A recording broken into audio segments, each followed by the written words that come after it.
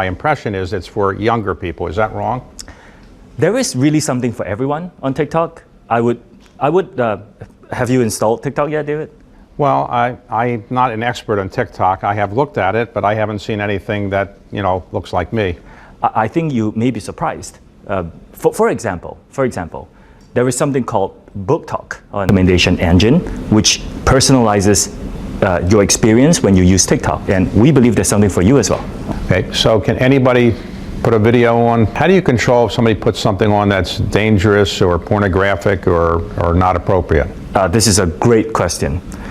One of the most important things that I have been focusing on since I took on the role nearly a year ago is on the safety of our platform. It's something we take absolutely seriously, and we have elevated this as a top priority for myself and for the company.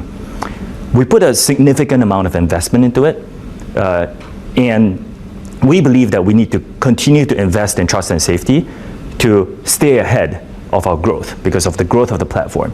So for example, making sure that our community guidelines, which are published transparently online, are well understood by our users, making sure that we have the tools and the capabilities to ensure a safe environment, a safe and inclusive environment on our platform, so that our users feel like it's a trusted environment to publish and to inspire the creativity they want to. So let's suppose I want to be a TikTok person. I want to be on TikTok, but I have to make a living.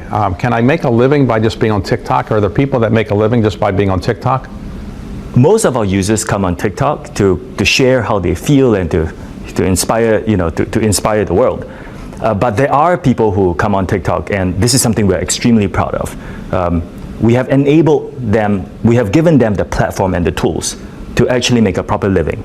And most of these are small businesses or individuals. I can give you an example. What one creator did was to create videos on how great the restaurant was.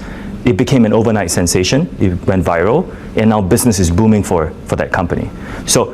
And there are thousands upon thousands of examples like that across the US and across the world. And this is something that we are immensely proud of, that we have a platform that small businesses can make use of to grow their business. Let's suppose I want to be a TikTok performer and I want to get paid for it.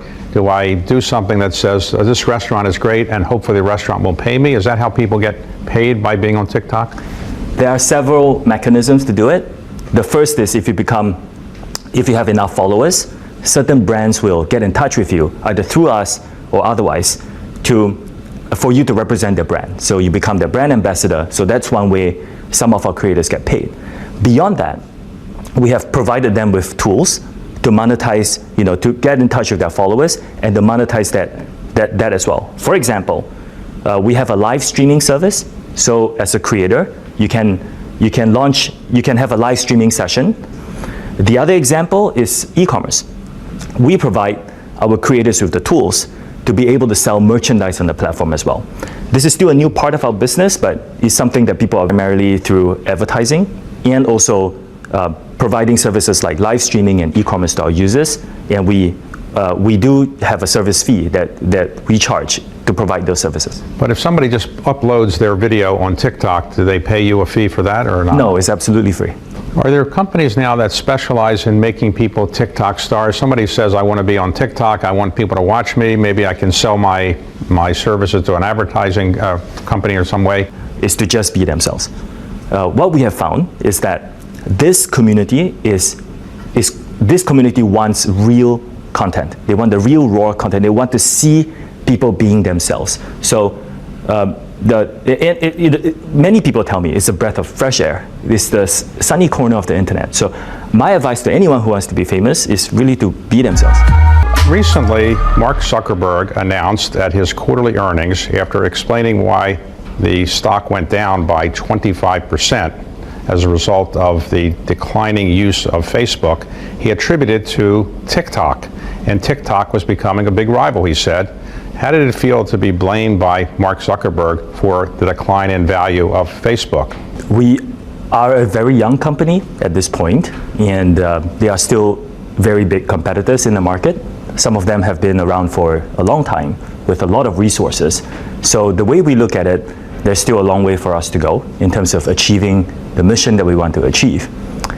We think that there are a number of things that makes us unique in the market.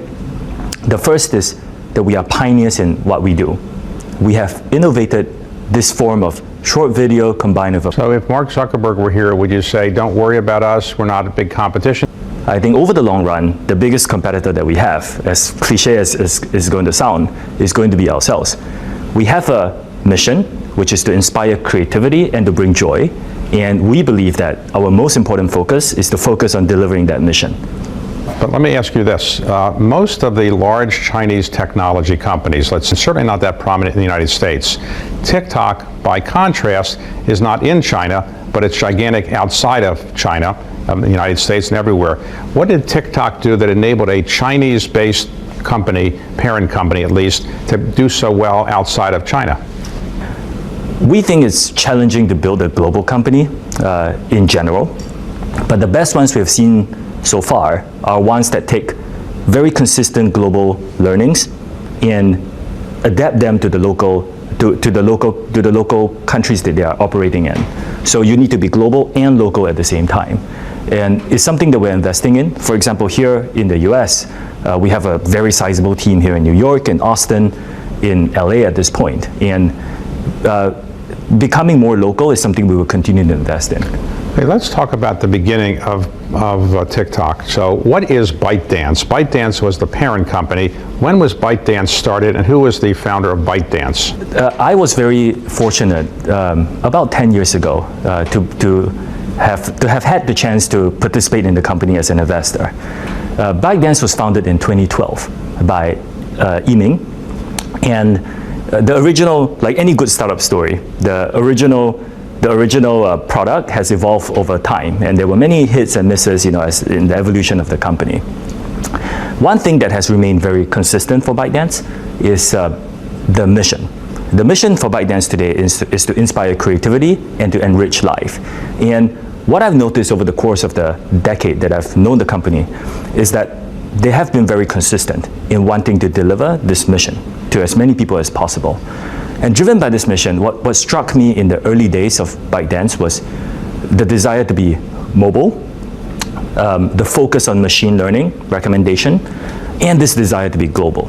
And it's been very consistent over the last 10 years. I should disclose that my own investment company is an investor in ByteDance. We took an investment a number of years ago in it. I assume it'll be a good investment. I don't know. And so when did TikTok come along? The original apps that were developed by ByteDance had a very similar concept, which was to recommend content to users based on machine learning algorithms that tries to understand the user's behavior. The first iteration of it that was successful was a news app. So it took news content and it recommended news to users based on their own behavior on the app. Now, sometime between 2012 and 2016, that evolved into short video, and that evolved into TikTok. No. All right, so let me ask you about TikTok and regulation. Under President Trump, there was a concern that certain information that TikTok was getting from people using TikTok was somehow going to be detrimental to the United States. What happened to that effort? We believe that our approach to all the governments and regulators around the world is to be collaborative and to be very transparent, to be available to explain what we do and who we are and answer any questions that they have.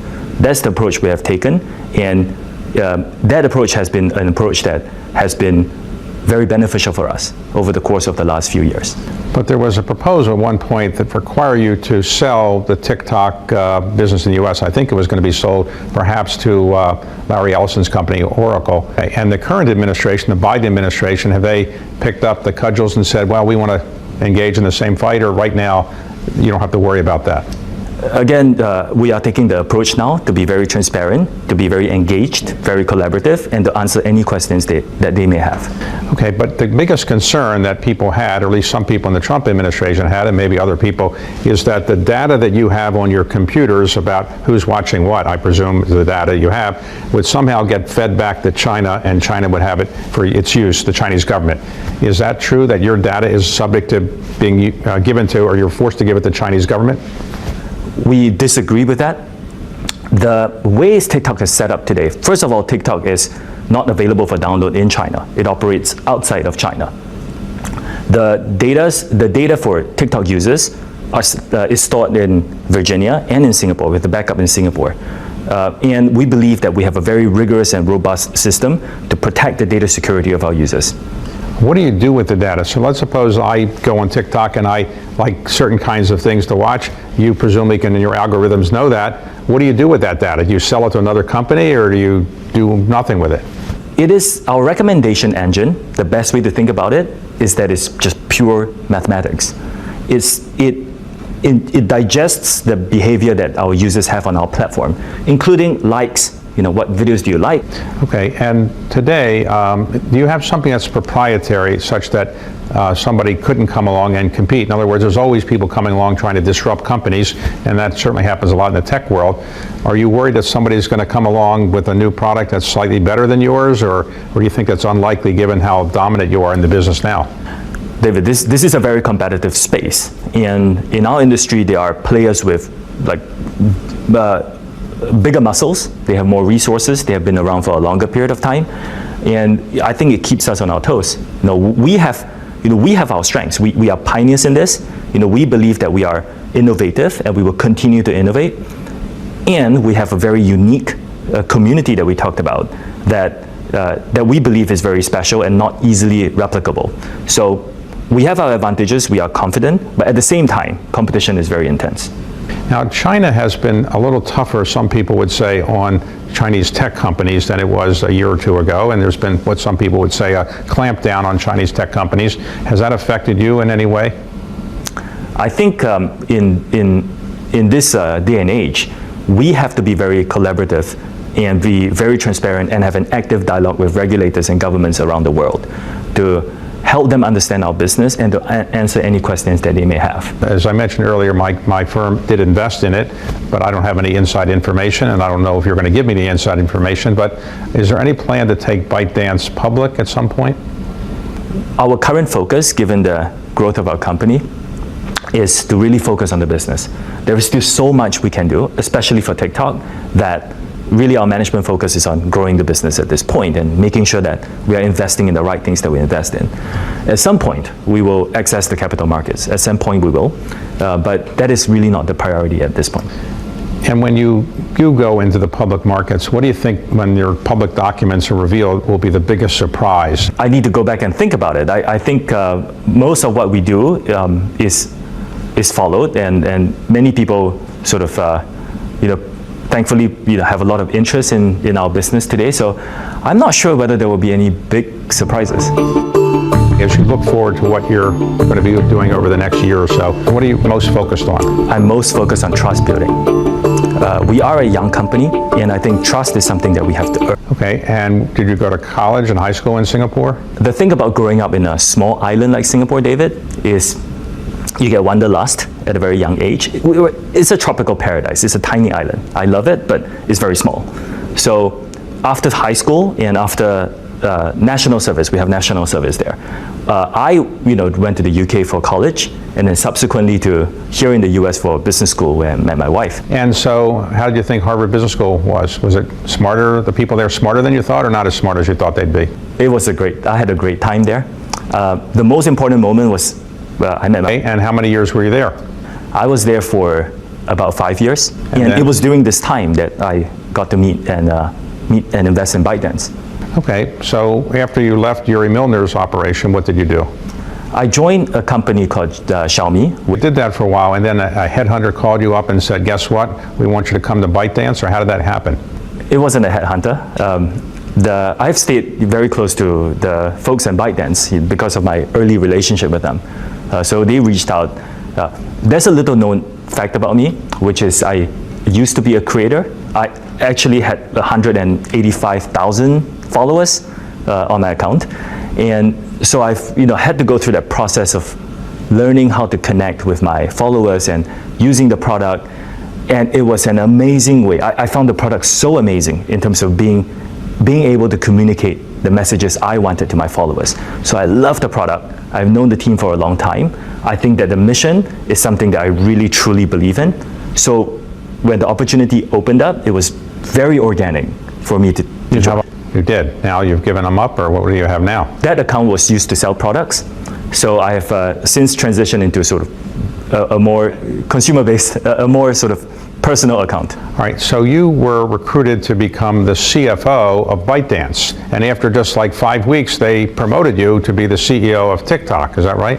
It was after a couple of months. Couple months, okay. And what is the biggest challenge that you have as the CEO? Is it to keep? There are a couple of things that keeps me awake at night. I think that's the question. The opportunity that we have, I believe that we have something that's very unique. We pioneered this sort of short video format, and we have a very unique community today that has all these kind of raw, authentic content that people love. And I think the opportunity that we have to take this to more people around the world, to inspire them, and for them to bring more joy to more people, this is a great and unique opportunity. It keeps me very, very excited. At the same time, there are challenges that we have to work through. For example, making sure that we are investing enough, more and more into safety to stay ahead of our growth, because it is something that's very important to us. So challenges and opportunities, they both excite me equally. Now, since you took the job of CEO of TikTok, we've been living in COVID. I think for many businesses around the world, including ours, we are a growing company. It is difficult for new employees who are joining us to not have the opportunity to mingle and interact with other people offline in the offices. So it is something that, thankfully we are at the stage of the pandemic where we can start thinking about TikTok. What is your favorite single thing you've watched on TikTok? Is there one thing you've watched and you said, this is my favorite?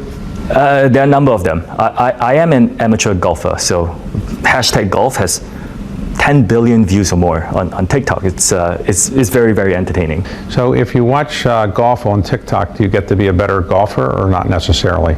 Unfortunately, not necessarily. Doesn't help. Yes. Okay. When you are not working at TikTok and you're not golfing, is there any outside interest you have, or you don't have any outside time for those things? I do. I'm an amateur theoretical physicist, as in I'm reading books on theoretical physics and trying to understand it. So that's something that I love. I've interviewed many people over the years. I've never interviewed anybody who said that their hobby was amateur theoretical physics, so that must be unusual. So do you regret not becoming the next Albert Einstein or something like that? I don't think I have the ability to be that. I hardly understand the mathematics behind some of the more complex theories, but I find it very interesting. So today, as you look forward to what you're going to be doing over the next year or so, what are you most focused on? I'm most focused on trust building. We are a young company, and I think trust is something that we have to earn through actions. For example, through our continued investment in safety.